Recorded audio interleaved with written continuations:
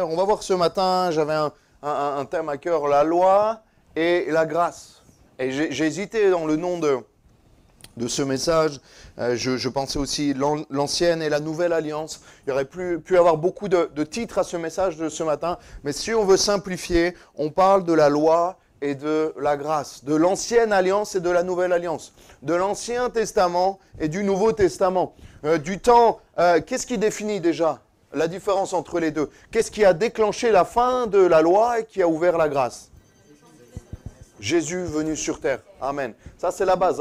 On passe de l'Ancien Testament au Nouveau Testament à partir de Jésus qui vient sur terre il y a 2000 ans. On passe de la loi à la grâce à partir de Jésus qui est venu sur terre. On parle de l'ancienne alliance qui est accomplie et maintenant on rentre dans la nouvelle alliance il y a 2000 ans quand Jésus est venu sur terre. Et on va le voir ensemble, on va lire un peu de texte et on va se déplacer surtout dans le livre de l'Épître aux Hébreux, chapitre 9 et chapitre 8, on va commencer par le 9 et on voit que la loi c'est la loi de Moïse, les tables de la loi que Dieu a données sur le mont Sinaï, on parle de la loi du Sinaï également, Sinaï, et la loi de Moïse et l'alliance de Jésus-Christ. Amen. La loi de Moïse et l'alliance de Jésus-Christ, on va voir la différence l'une par rapport à l'autre et en ce qui nous concerne aujourd'hui à Nice en 2025. On voit que la loi, c'est l'Ancien Testament, beaucoup de rituels pour plaire à Dieu et pour le pardon de ses péchés. Un côté un peu, il faut faire, il y a des rituels, il y a des choses à faire et on va le voir ensemble. Être ou faire, en fait. La loi, c'est plus le fait de faire et la grâce va nous demander d'être avant de faire. Et dans beaucoup de religions aujourd'hui, et depuis la nuit des temps, quasiment toutes les religions, j'ai envie de dire dans le côté religieux du terme, sont dans le faire, sont sous une loi. Il y a un règlement intérieur, il y a des choses à faire et à ne pas faire très claires, il y a des choses très précises à faire pour toutes les religions. Mais on va voir que la grâce du Seigneur Jésus fonctionne d'une manière différente. Ça, vous êtes là ? On commence par la loi et on va lire dans Hébreux, chapitre 9, à partir du premier verset. Et c'est tellement riche d'enseignements, c'est tellement riche, tellement complet. On le lit ensemble. La première alliance, donc la loi, avait aussi des ordonnances relatives au culte et le sanctuaire terrestre. Un tabernacle fut en effet construit dans la partie antérieure, appelé le lieu saint. Était le chandelier, la table et les pains de proposition. Derrière le second voile se trouvait la partie du tabernacle appelée le Saint des Saints, le lieu très saint, renfermant l'autel d'or pour les parfums et l'arche de l'alliance entièrement recouverte d'or. Il y avait dans l'arche un vase d'or contenant la manne, la verge d'Aaron qui avait fleuri et les tables de l'alliance, les tables de la loi. Au-dessus de l'arche étaient les chérubins de la gloire couvrant de leur ombre le propriatoire. Ce n'est pas le moment d'en parler en détail là-dessus. Or, ces choses étant ainsi disposées, les sacrificateurs font le service en tout temps, dans la première partie du tabernacle. Et dans la seconde, le souverain sacrificateur, seul, entre une fois par an, non sans y apporter du sang, qui offre, ça nous parle du sacrifice, qu'il offre pour lui-même et pour le péché du peuple. Verset 8, le Saint-Esprit montrait par là que le chemin du lieu très saint n'était pas encore ouvert. Tant que le premier tabernacle subsistait, c'est une figure pour le temps actuel où l'on présente des offrandes et des sacrifices qui ne peuvent rendre parfait sous le rapport de la conscience celui qui rend le culte et qui, avec les aliments, les boissons et les diverses ablutions, le fait de se laver, et notamment les juifs et les musulmans ont encore des ablutions aujourd'hui, étaient des ordonnances charnelles imposées seulement jusqu'à une époque de réformation. Amen. J'ai redécouvert le chapitre 8 et 9 de l'Épître aux Hébreux et je me suis dit comment Samuel tu as fait toutes ces années pour passer à côté des merveilles de ce texte qui sont tellement infinies. Au verset 2, on va décortiquer le texte qu'on vient de lire. Un tabernacle fut en effet construit. Et sous la loi, il y avait une grande importance dans le fait d'avoir un lieu. Dieu devait avoir une maison. David, Salomon vont dire, nous on a des palais, mais Dieu n'a pas de maison. Donc Dieu était vraiment dans un lieu bien spécifique. En tout cas, les hommes voulaient mettre Dieu dans un endroit bien spécifique. Et Dieu parlait souvent, c'était vraiment un temps particulier, parce que Dieu parlait souvent uniquement au travers d'une personne, d'un prophète qui souvent était très proche du roi, qui était souvent même un contre-pouvoir du roi et qui était aussi important que le roi à ces époques-là. Quand le roi écoutait la voix de Dieu, Et on voit qu'ils vont construire le tabernacle et après le temple pour que Dieu ait une maison. On continue dans la partie antérieure, appelée le lieu saint, était le chandelier, la table, les pains de proposition, les tables de la loi, l'autel, on paraphrase l'arche de l'alliance, tout ça. Une importance est donnée aux objets que Dieu avait consacrés.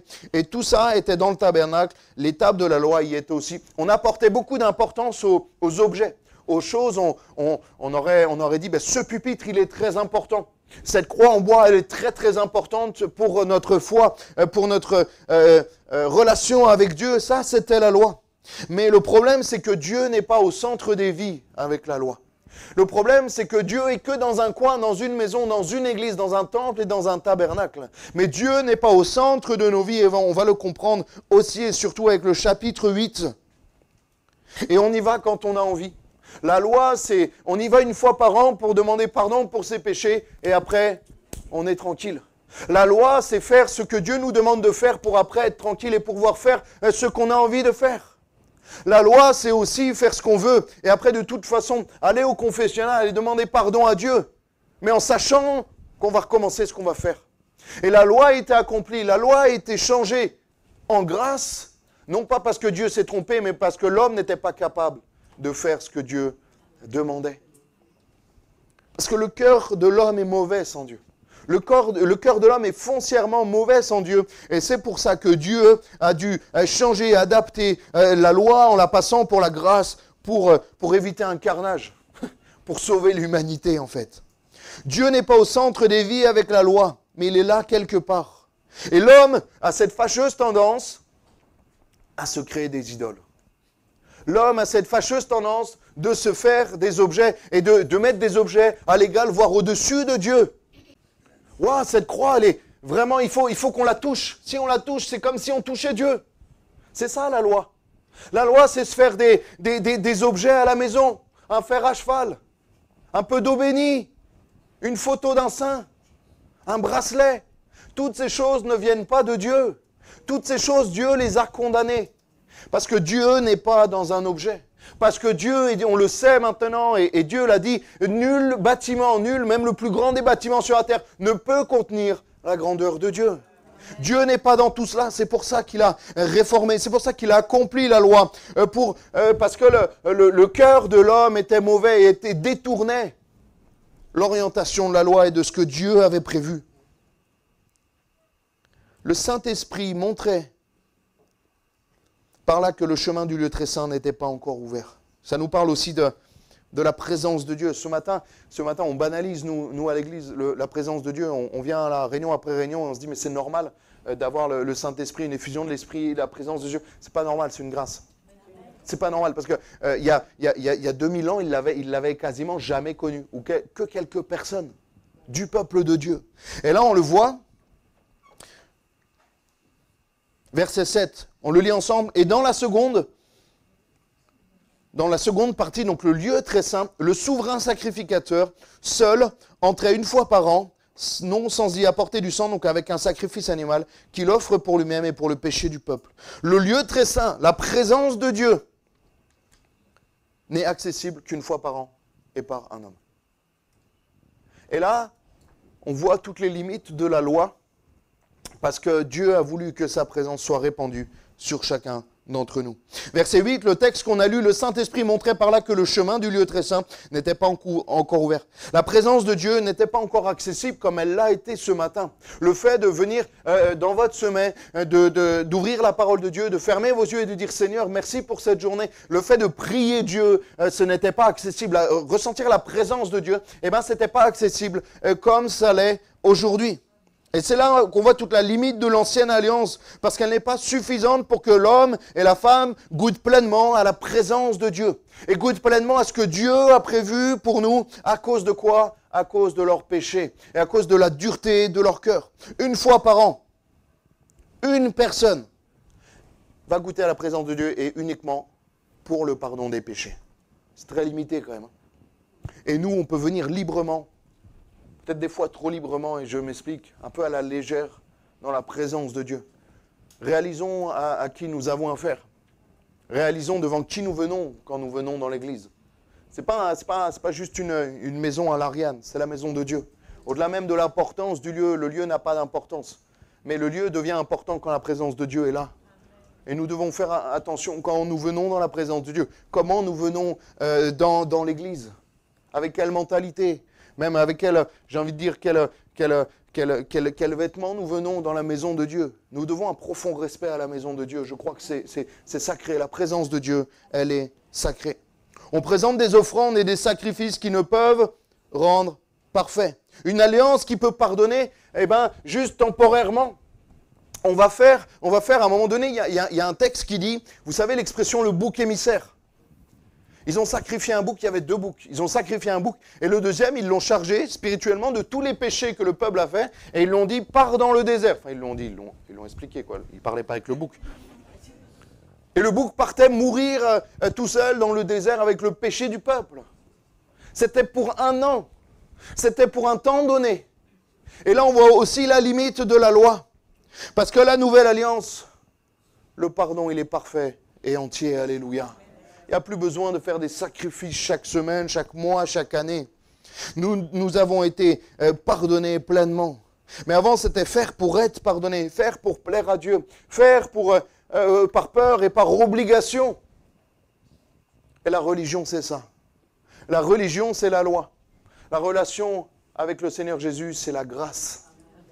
Le problème, c'est qu'il y a beaucoup de religieux qui font parce qu'il faut faire, qui viennent à l'église parce qu'il faut venir à l'église, qui prient parce qu'il faut prier, qui lisent la Bible parce qu'il faut lire la Bible. Et je suis à l'aise d'en parler parce que longtemps j'ai été comme ça. Un religieux évangélique, ça existe, hein? On dit non, moi j'ai pas de religion, j'ai une relation avec Jésus. Vous la connaissez cette phrase. Mais la réalité, c'est que tu es un religieux évangélique. Moi je l'ai été pendant longtemps. Et je lisais la Bible tous les matins parce qu'il fallait lire la Bible. Tu me demandais 3 secondes après ce que j'avais lu. C'est limite si je me souvenais du livre dans lequel je lisais. Vous vous rendez compte? Je priais religieusement, mais je pensais à tout sauf au Seigneur dans mes pensées. Je venais à l'église, parce qu'un chrétien, ça va à l'église. Un boulanger, ça fait du pain. Un sportif, ça fait du sport. Et un chrétien, ça va à l'église. Mais mon cœur était ailleurs. J'étais encore sous la loi.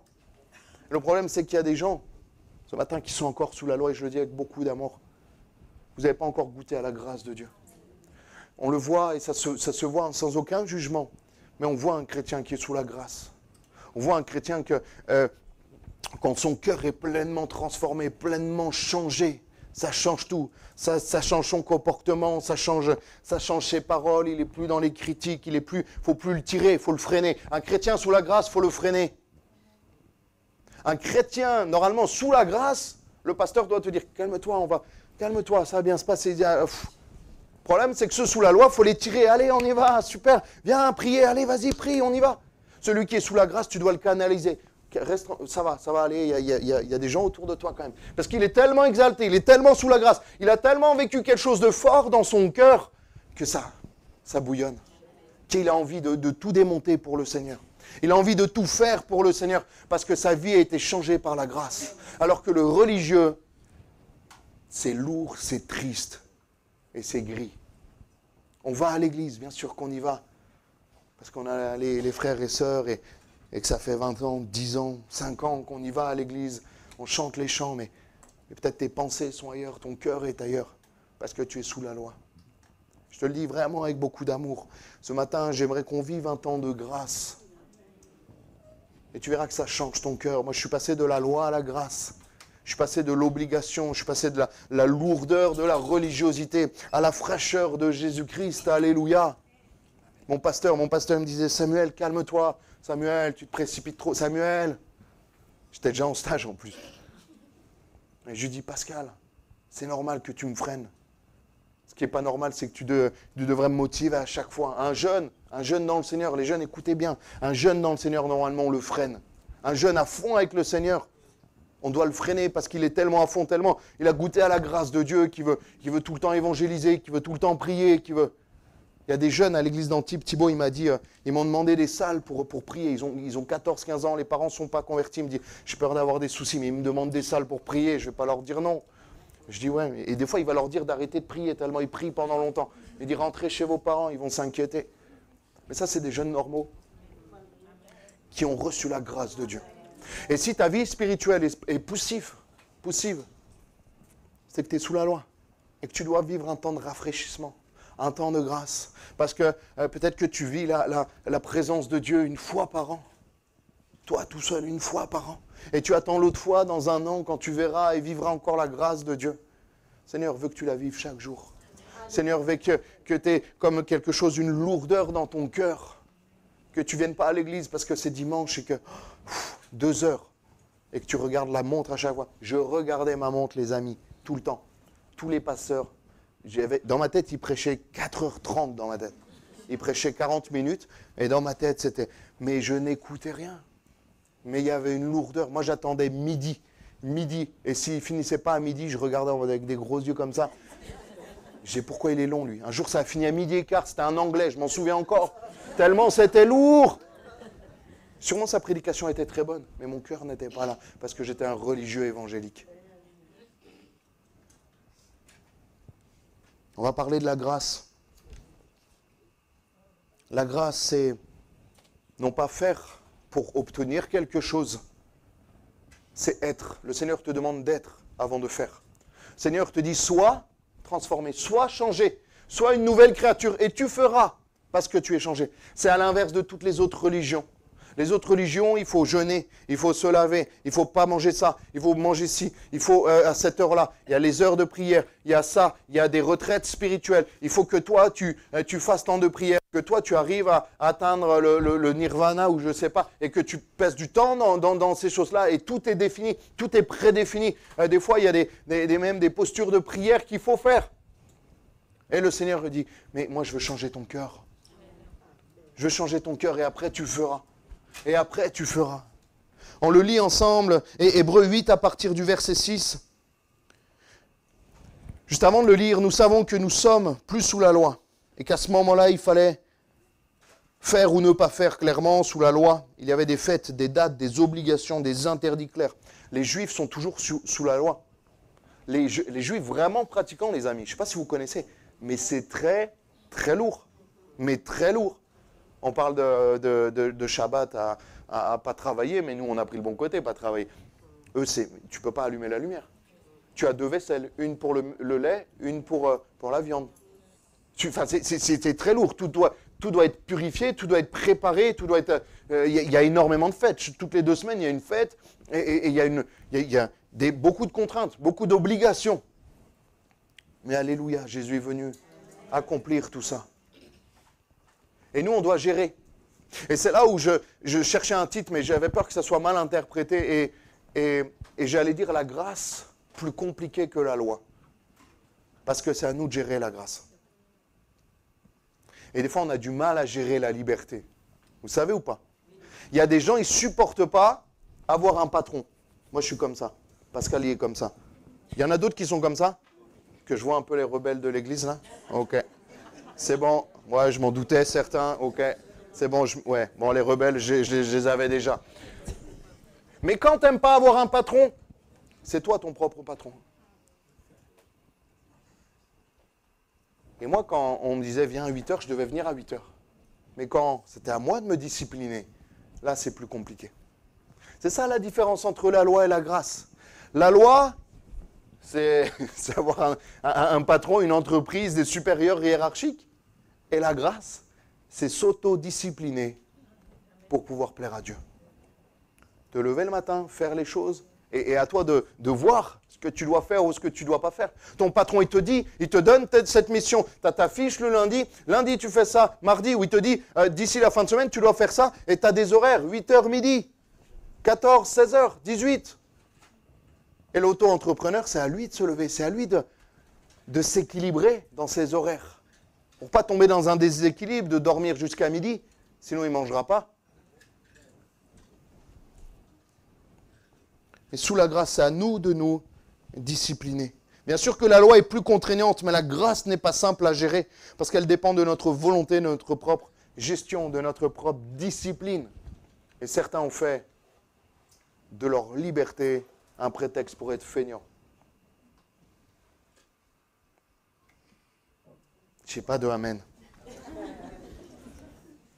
Et ils se disent la grâce, la grâce, la grâce.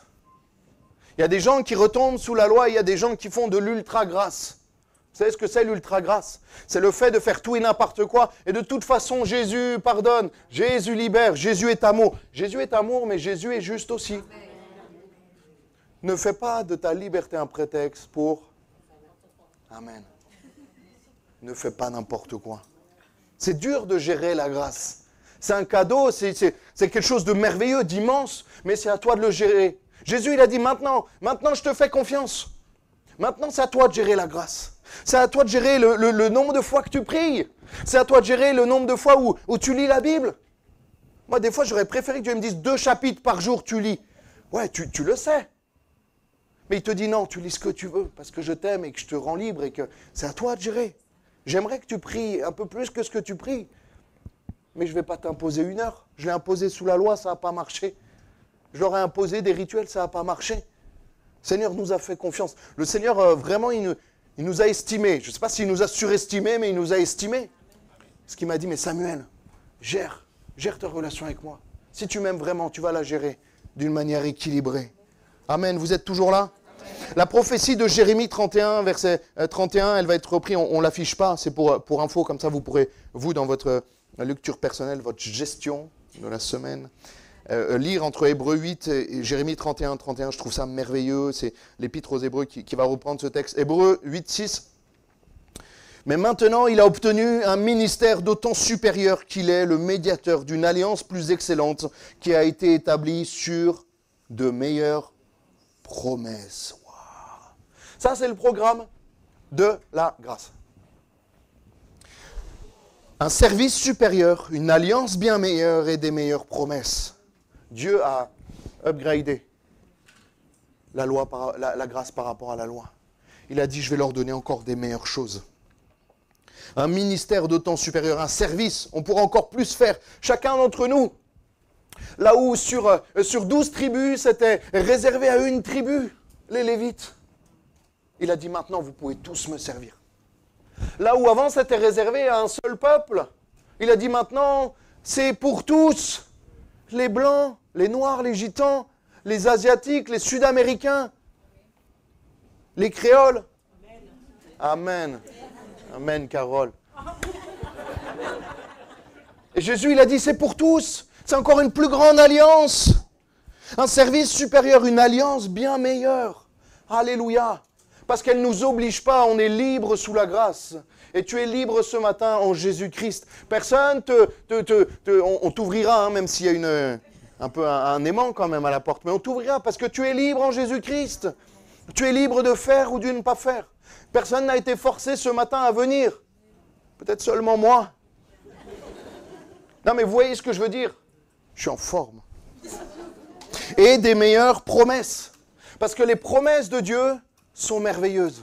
Sous la grâce, il a encore dit, mais je vous promets encore d'autres choses. Je vous promets encore d'autres choses. Et ça, c'est pour chacun d'entre vous. Parce que si nous, on était restés sous la loi et la grâce ne serait pas venue, ça n'aurait pas été pour nous. C'était pour le peuple de Dieu. Mais Dieu nous a tellement aimés, alléluia, qu'il a donné son Fils unique. Alléluia. En Hébreux 8, 7, on continue le texte. En effet, si la première alliance avait été sans défaut, il n'aurait pas été question de la remplacer par une seconde. C'est fort ça quand même, hein? Car c'est avec l'expression d'un blâme que le Seigneur dit à Israël, « Voici les jours viennent, dit le Seigneur, où je ferai avec la maison d'Israël et la maison de Juda une nouvelle alliance. » Le souci de la première alliance n'est pas l'alliance en elle-même, mais le fait que l'homme, la femme, soient incapables de gérer ce que Dieu leur a demandé. Et Dieu a dit, on va le modifier parce que de toute façon, ils ne sont pas capables. Et si je maintiens cette alliance, si je maintiens la loi, ils vont tous mourir, il n'y en aura pas un qui sera sauvé. Dieu nous a encore fait grâce. Dieu nous a encore donné une seconde, une troisième, une centième chance pour que l'on puisse être sauvé. L'échec de la première alliance est dû à la désobéissance du peuple. Et Dieu va encore donner une chance, c'est tellement beau. Jacques, il avait tellement donné de chances, d'occasions. L'étape de la loi, première fois brisée, deuxième fois, il faisait que râler, il y a eu le veau d'or, il y a eu tout ça, et à chaque fois, Dieu faisait une grâce. Il a fait passer une génération dans le désert. Il a recommencé après, juste avant Jéricho, avec une génération nouvelle, une alliance renouvelée. Verset 8, on continue. Verset 9. L'alliance avec la maison d'Israël et la maison de Juda. Une nouvelle alliance. Et là, il distingue, bien sûr c'est le peuple de Dieu, mais il distingue deux peuples. Les juifs et les non-juifs. Ça nous parle de quoi? Des juifs et des non-juifs. Alléluia. Que l'alliance précédente qui était uniquement pour le peuple de Dieu, là elle s'ouvre à tous. Alléluia. Aux gentils, aux païens, aux gens comme nous. Amen. Et le Seigneur nous fait grâce. Verset 9. Non comme l'alliance que je traitais avec leur père, le jour où je les ai saisis par la main pour les faire sortir du pays d'Égypte.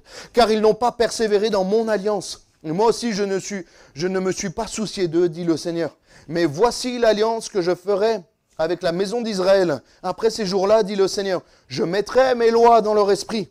Je les écrirai dans leur cœur et je serai leur Dieu. Ils seront mon peuple. Alléluia. Verset 11. Aucun n'enseignera plus son concitoyen, ni aucun son frère en disant, connais le Seigneur, car tous me connaîtront depuis le plus petit jusqu'au plus grand d'entre eux.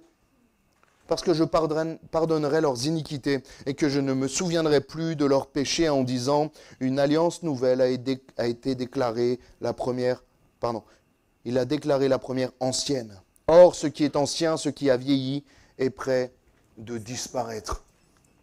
C'est tellement beau de réaliser que le Seigneur a tout prévu. Là, Dieu, au lieu de condamner le pécheur, va lui dire, mais de toute façon, vous n'avez pas respecté l'alliance, le contrat a été rompu. Il aurait pu dire ça. Mais de toute façon, c'est fini, vous avez échoué.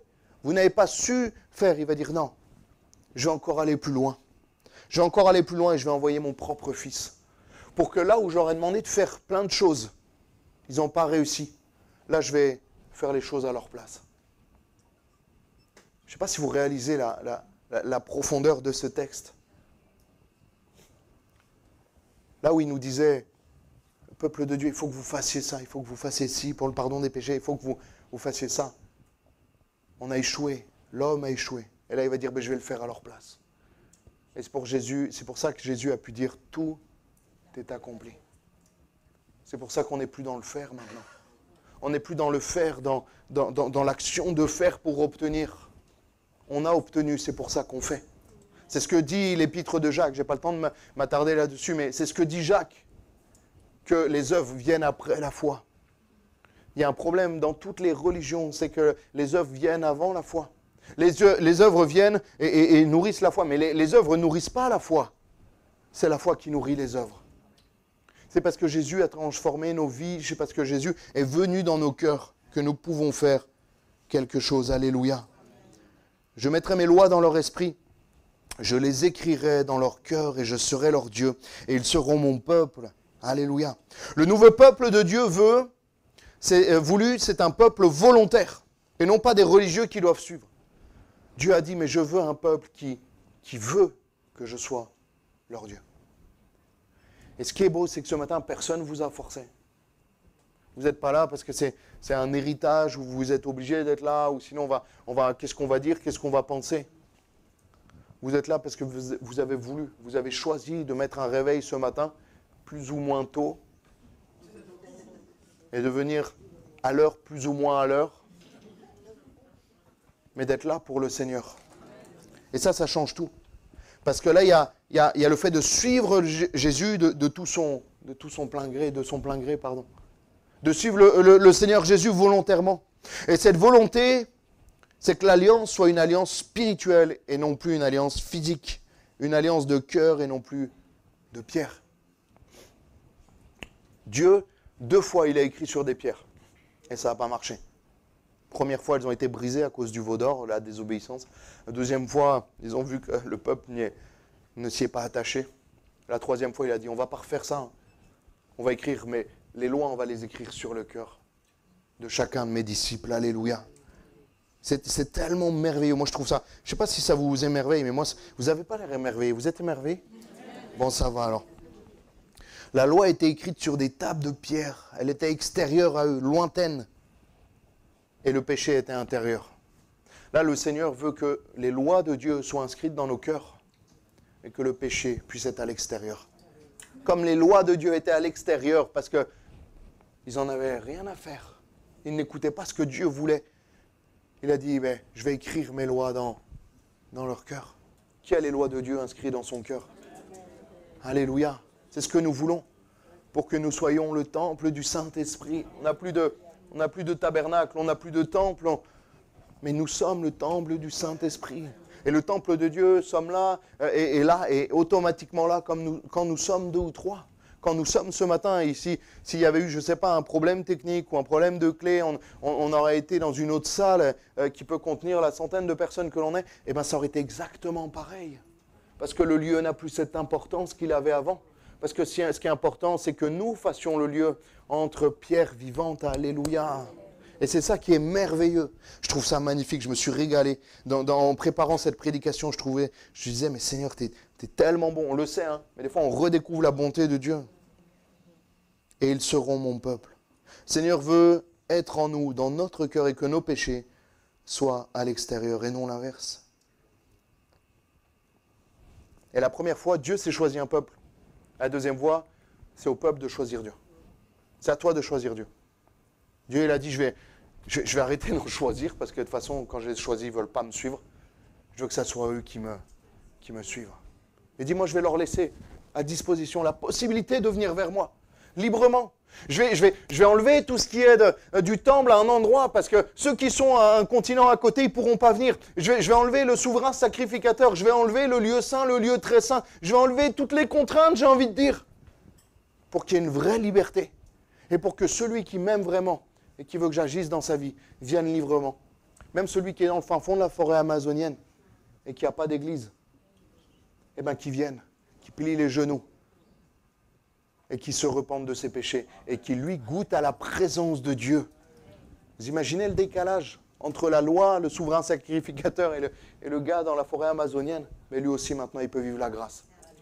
Et toi, tu as encore moins d'excuses parce que tu as plein d'églises à côté de chez toi. La grâce est peut-être plus dure à gérer que la loi. J'ai marqué pas forcément, ça dépend maintenant de nous, et non pas de nos obligations, mais de notre détermination. Galates 5,13 nous dit, « Frères, vous avez été appelés à la liberté.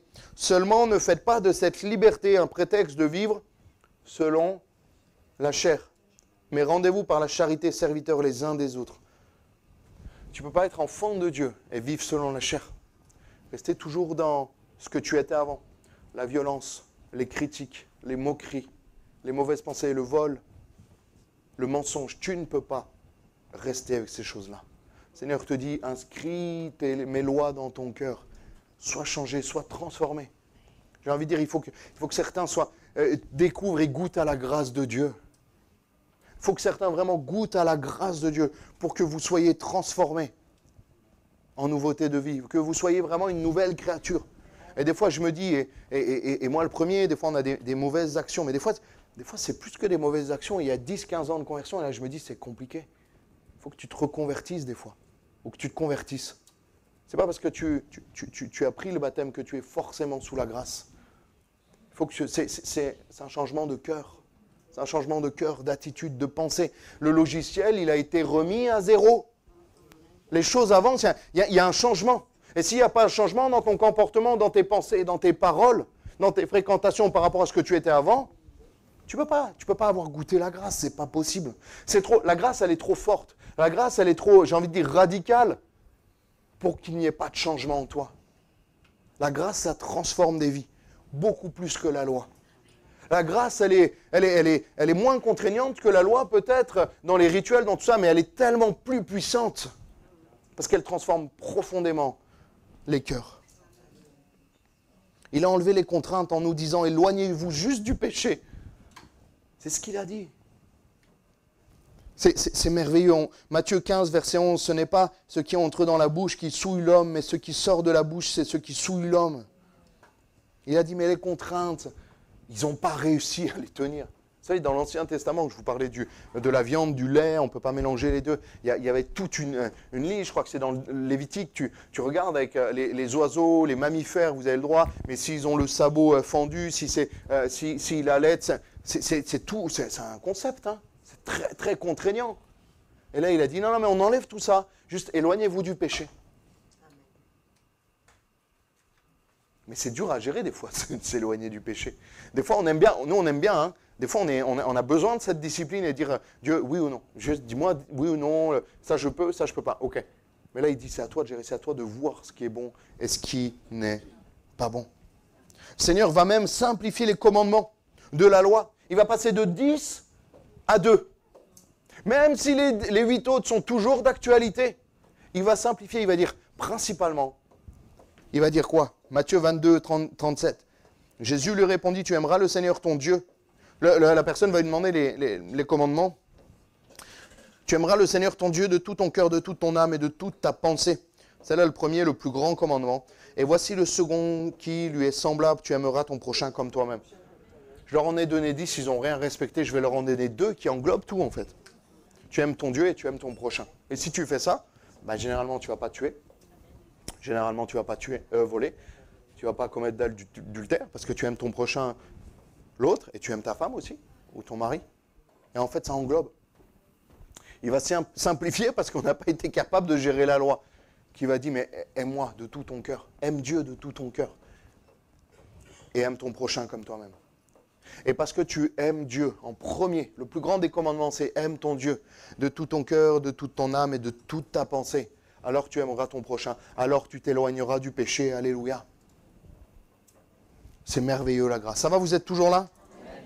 Cette nouvelle alliance fait de nous des enfants de Dieu. Nous recevons un esprit d'adoption. Alléluia. Mais c'est à nous de le gérer. 1 Corinthiens 10, verset 23. Tout est permis, mais tout n'est pas utile. Tout est permis, mais tout n'édifie pas. C'est un peu énigmatique quand même. Hein. Et là, Dieu, il a dit, mais en fait je ne vous mets plus de contraintes. Mais est-ce que ce que tu fais, ça t'édifie, ça te rapproche de moi? Est-ce que ce que tu fais, ce que tu penses, ce que tu regardes, ça t'approche de moi ou ça t'éloigne de moi? Est-ce que ça t'approche de la sanctification ou ça t'approche du péché? C'est ça la question. Dieu, il nous a vraiment fait confiance là. Sur le coup, il a dit, c'est à vous de gérer votre propre vie. C'est à vous de gérer votre gestion du péché, de la sanctification, votre proximité avec moi. Et nous devenons co-héritiers avec Christ. La grâce nous donne un cœur nouveau, une nouvelle nature, et de vivre des choses extraordinaires avec le Seigneur. Parce que c'est ça des promesses encore plus grandes, une alliance encore plus grande, un service encore plus grand. Parce que nous voyons des choses merveilleuses. Et nous avons cette accessibilité auprès de Dieu. Chaque jour, chaque moment. Je me disais, moi j'étais émerveillé l'autre fois, la semaine de jeûne et prière. Dieu a béni, vraiment Dieu a béni, l'église était pleine et je me réjouis vraiment. Et je disais, Seigneur, tu t'es venu dans notre emploi du temps, quoi. J'ai dit, moi j'ai regardé la première semaine, ça fait un peu trop court avec les fêtes et tout. La deuxième, excusez-moi, j'ai même pas demandé validation à Dieu. J'ai dit, on va faire un jeûne et prière là, et voilà, c'est comme ça. Et lui, il est venu dans notre jeûne et prière. Il aurait pu se dire, non, je préférais la semaine d'après, ça m'allait mieux, quoi. Non, il est venu là. C'est tellement merveilleux, la grâce de Dieu. Chaque dimanche, il est là. Chaque mercredi, demain, on passe les mardis, il sera quand même là. Parce que c'est pas ça qui est important et qui favorise tout pour vivre des choses avec toi. Mais est-ce que toi, tu favorises des choses pour vivre des choses avec lui? Est-ce que tu favorises des temps? Est-ce que tu favorises des actions pour vivre des choses vraiment avec Dieu? Parce que lui, il a tout fait. Franchement, il ne peut pas en faire plus. Franchement, Dieu ne peut pas faire plus que d'envoyer son Fils unique mourir pour toi. J'étais en entretien l'autre fois avec une personne. Elle m'a dit, je lui dis en préparation baptême, je lui dis pourquoi tu veux te faire baptiser? Ça m'a touché parce qu'elle m'a dit, mais Dieu a fait moi ce que j'aurais pas été capable de faire. Je lui dis, mais qu'est-ce qu'il a fait? Il me dit, il a envoyé son fils, je ne pourrais pas donner ma fille, moi. Ça m'a touché, je me suis dit, mais elle a compris l'amour de Dieu. Elle a dit, mais il a fait quelque chose pour moi, mais de merveilleux, et moi je n'arriverai pas à le faire. C'est trop fort, c'est trop grand, c'est trop beau. Il a donné son Fils unique pour chacun d'entre nous. Ça m'a impacté ce qu'elle m'a dit, ça m'a travaillé. Jean 1, verset 17 nous dit, « Car la loi a été donnée par Moïse, la grâce et la vérité sont venues par Jésus-Christ. » Alléluia. Et enfin, dernière partie, courtement.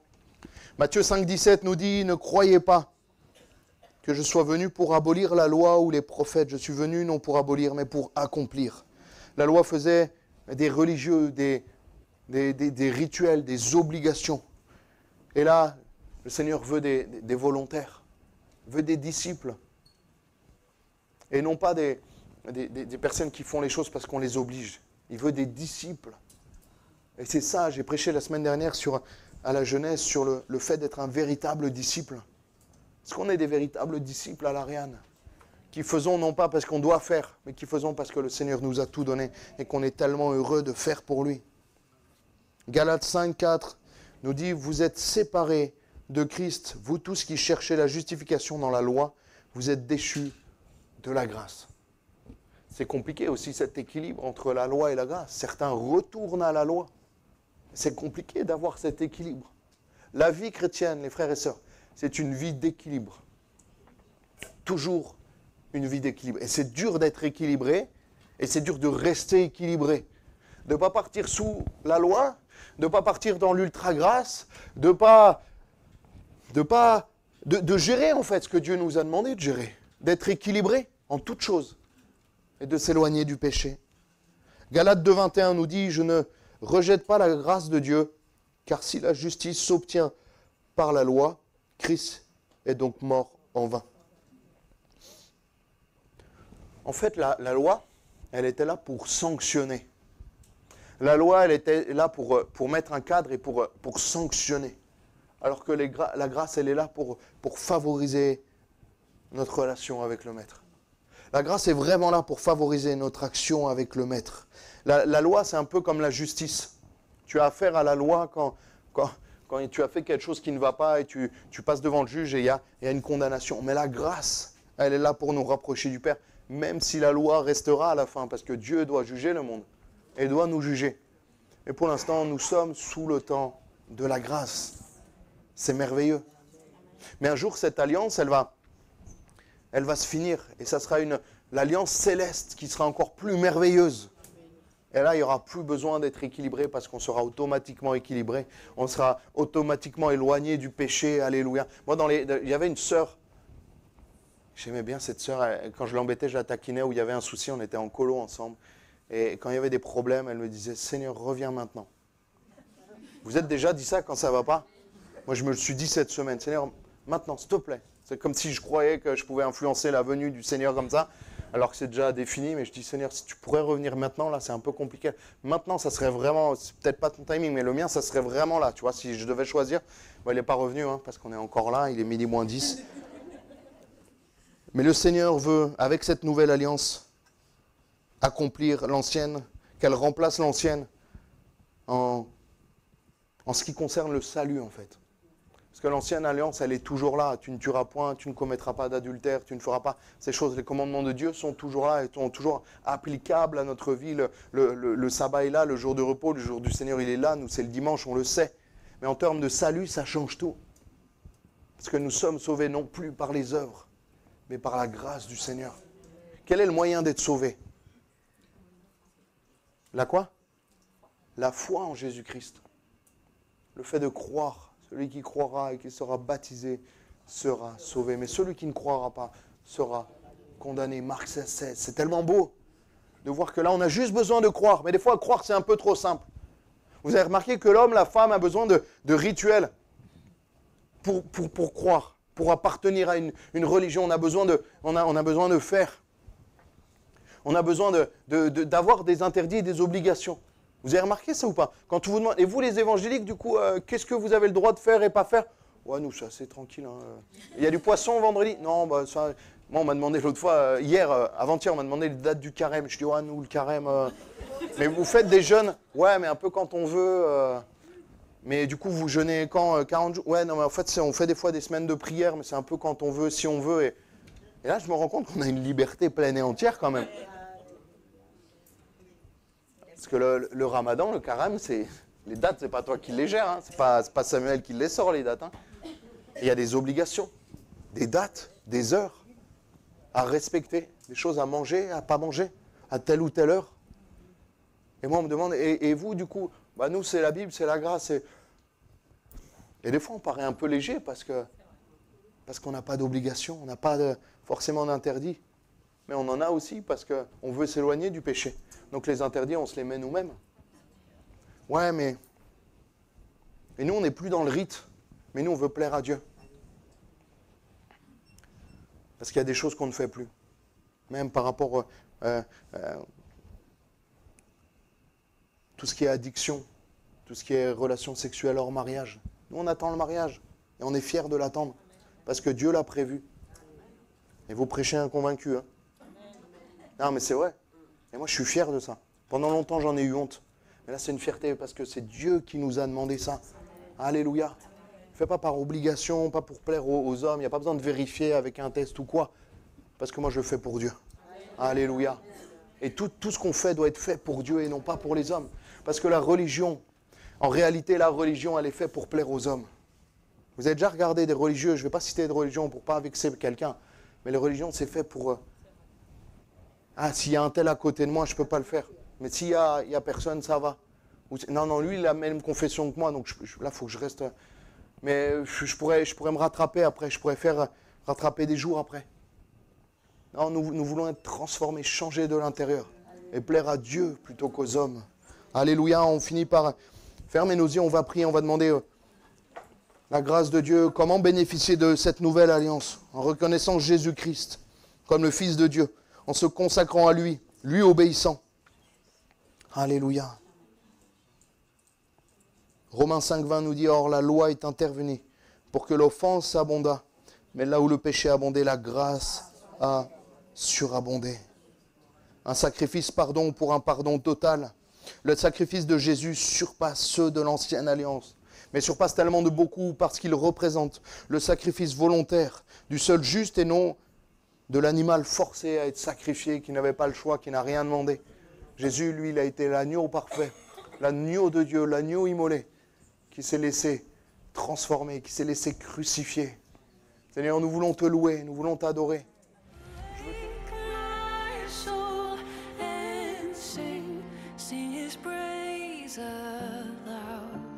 Sing his praise aloud. Oh, awake my soul and sing his praise aloud.